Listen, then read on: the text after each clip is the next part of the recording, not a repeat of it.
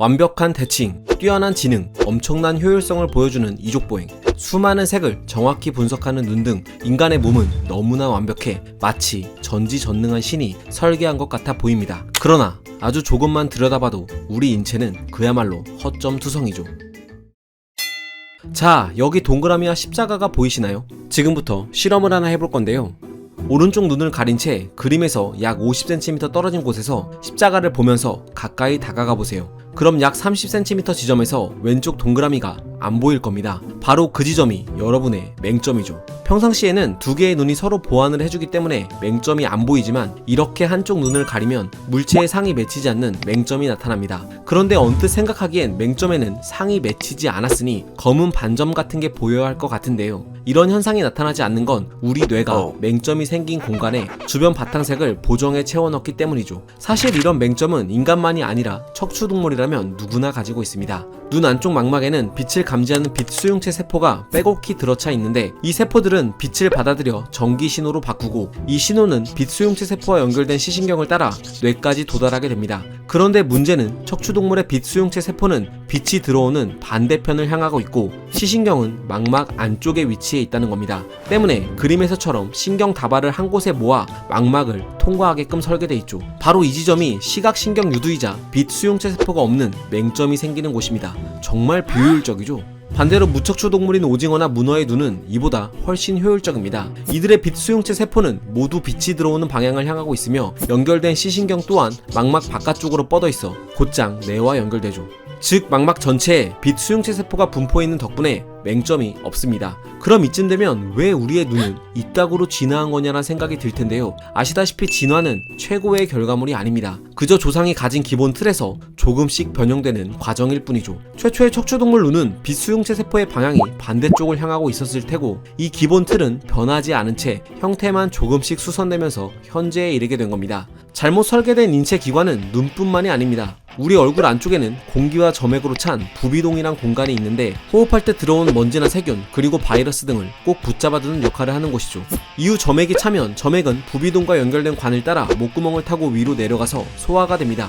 우리가 가끔 이렇게 코를 먹는 게 이 부비동 속 점액을 삼키는 거죠. 그리고 이 부비동에 점액이 쌓여 염증이 생기면 이를 축농증이라고 합니다. 그런데 재밌는 건 유독 인간만 이 부비동에 염증이 생겨 감기나 축농증에 잘 걸린다는 사실입니다. 그 이유는 바로 눈 아래쪽에 위치한 부비동 때문인데요. 여기 보시면 눈 위쪽에서는 부비동 속 점액이 중력에 의해 쉽게 아래로 흘러가도록 돼 있죠. 반면 눈 아래쪽 부비동은 관이 위쪽으로 연결돼 있어 점액이 쉽게 빠져나가지 못하고 부비동에 고여있기 십상입니다. 때문에 이곳에 염증이 자주 생기게 되는 거죠. 개의 부비동은 이렇게 생기지 않았습니다. 중력을 따라 점액이 쉽게 목구멍으로 넘어가는 구조로 돼 있어 강아지들은 인간에 비해 축농증에 잘 걸리지 않죠. 도대체 우리의 부비동은 왜 이 모양일까요? 주둥이가 길었던 포유류의 조상들은 모두 효율적인 부비동을 지녔으나 이들 중 일부가 후각보다는 점차 시각에 의존하는 영장류로 진화하게 되면서 주둥이가 짧아지기 시작했고 그 끝자락에 나타난 인간은 유인원 중에서도 가장 몹쓸 부비동을 지니게 된 겁니다. 이뿐만 아니라 인간은 목구멍도 아주 엉망으로 설계되어 있습니다. 공기와 음식이 들어오는 통로가 여기 보이는 것처럼 일부 경로를 공유하죠. 그래서 숨을 쉬면 공기가 폐뿐만 아니라 식도를 거쳐 위로도 들어가서 방귀로 만들어지곤 합니다. 반대로 음식을 먹을 때는 이렇게 후두개가 닫혀 음식물이 폐로 들어가는 걸 막아주죠. 가끔 후두개가 제대로 닫히지 않은 채 음식물이 폐로 들어가게 되면 이를 막기 위해 기침을 해서 다시 뱉어내는데 우리는 이를 살에 들렸다고 합니다. 즉 인간은 삼키기와 숨쉬기를 동시에 할 수 없는 동물이죠. 아마 침을 삼키면서 동시에 숨을 쉬려고 하면 잘 안 되실 겁니다. 그래서 우리는 호흡과 소화 경로가 완전히 구분된 뱀이나 새처럼 큰 먹잇감을 한 입에 삼킬 수가 없습니다. 만약 그랬다간 숨쉬는 통로가 막혀 바로 질식사할 테니 말이죠.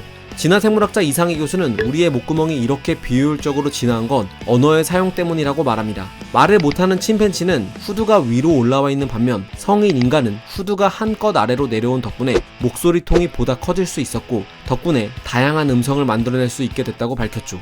이렇듯 우리의 목구멍은 질식사의 위험을 떠안은 대신 말을 할 수 있게 된 형태인데요. 만약 신이 인체를 설계했다면 이렇게 만들 게 아니라 질식사도 막아주고 말도 할 수 있게 해주는 형태로 고안하지 않았을까요? 그리고 후두 얘기가 나왔으니 말인데 뇌와 후두를 이어주는 되돌이 후두신경도 비효율의 극치를 달리는 기관입니다. 뇌에서 후두로 바로 연결되면 될 일인데 인간의 되돌이 후두신경은 이렇게 심장 근처 대동맥에 걸쳐 빙 둘러 뇌로 연결돼 있죠. 길이는 더합니다. 무려 4.6m 이상을 빙 둘러서 연결되어 있는데요. 과거 중생대 용광류 공룡들은 더 장난 아니었겠죠. 아무튼 이렇게 신경이 길어지면 신호 전달 측면에서 매우 비효율적이기 때문에 만약 신이 있었다면 이렇게 설계하지 않았을 겁니다. 되돌이 후두신경이 비효율적인 이유는 조상과 진화 탓인데요. 과거 어류의 되돌이 후두신경은 뇌와 아가미를 연결해주는 기관이었죠. 이때 신경은 큰 혈관들 사이를 통과하며 척수와 아가미까지 거의 직선 경로로 이어져 있었는데 어류 중 일부가 점차 진화함에 따라 목과 가슴이 분리되고 심장이 뇌에서 멀어지자 되돌이 후두신경은 할 수 없이 긴 고리 모양으로 늘어나게 된 겁니다. 주먹 구구식으로 겨우 수선만 거듭해온 진화사의 흔적인 셈이죠. 오류투성이 설계의 예는 비단 이런 인체 기관에만 그치지 않습니다. 인간은 영양소 대사 측면에서도 형편없는데 대표적인 예가 바로 비타민C죠. 비타민C는 콜라겐 합성에 꼭 필요하며 이게 결핍될 경우 콜라겐이 부족해져 세포의 기질과 조직 등이 무너져 내리고 피부에서 피가 나는 괴혈병을 유발합니다. 그런데 재밌는 사실은 척추동물 중 기니피그와 인도 과일박쥐 등을 제외하면 인간과 여타 영장류들만 음식을 통해 비타민C를 먹는다는 거죠. 반면 지구상의 거의 모든 척추동물들은 간에서 스스로 비타민C를 만들어낼 수 있습니다. 개, 소, 고양이에게 따로 귤이나 오렌지를 줄 필요가 없는 게 바로 그 이유입니다. 인간이 비타민C를 합성하지 못하는 건 이를 만드는 데 필요한 효소 유전자인 굴로라는 유전자가 망가졌기 때문인데요. 망가진 시기는 아마도 진화 역사 중 인류 조상이 과일을 먹기 시작한 시점부터일 것으로 추측되고 있죠. 물론 수백만 년 전 인류의 조상은 과일을 쉽게 구할 수 있는 숲에 서식했던 터라 이 유전자가 고장나도 큰 문제가 없었지만 훗날 숲을 벗어나 초원지대로 나오고 또 진화를 거듭한 호모 에렉투스 같은 인류의 조상들이 기후가 저마다 다른 여러 대륙들로 진출하면서 비타민C 결핍에 시달리는 경우가 많았을 겁니다. 또 초기 문명 사회에서부터 중세와 근세에 이르기까지 지금처럼 과일이 널리 보급되지 않았던 시기엔 괴혈병을 앓는 사람들이 정말 흔했죠. 이밖에 지금도 인류는 이족보행이란 걷기 방식 때문에 네발 동물과 달리 디스크란 질병에 쉽게 노출돼 있으며 골반은 좁아져 출산 시 큰 위험을 짊어지게 됐죠. 이렇듯 우리의 몸은 신이 설계했다고 보기엔 어려운 허점 가득한 진화의 산물입니다. 그저 세월에 따라 불완전한 부분들을 겨우 땜질해가며 생존해 왔을 뿐이죠. 어쩌면 인체가 아름다운 건 완벽하기 때문이 아니라 수억 수천만 년의 진화의 역사가 고스란히 녹아있기 때문은 아닐까요? 이번 영상은 도서 당신이 인간인 이유를 출판한 샘 앤 파커스의 지원을 받아 제작되었습니다. 이 책은 인간만이 가진 고유함을 진화생물학적인 시각으로 담아냈는데요. 특히 실생활에서 마주하게 되는 인간의 생물학적 특성과 본성을 간략한 그림과 더불어 간결한 설명으로 쉽게 풀어내고 있습니다. 저는 개인적으로 치매 같은 주제를 다룬 인간만이 가진 특이성과 불편한 생물학적 진실들 챕터를 꽤 흥미롭게 읽었는데 아마 제 채널에서 인류 진화 컨텐츠를 재미있게 봤던 분들에게는 더할 나위 없이 좋은 책이 아닌가 싶네요. 숙제 끝났다. 지금까지 과학 드림이었습니다. 감사합니다.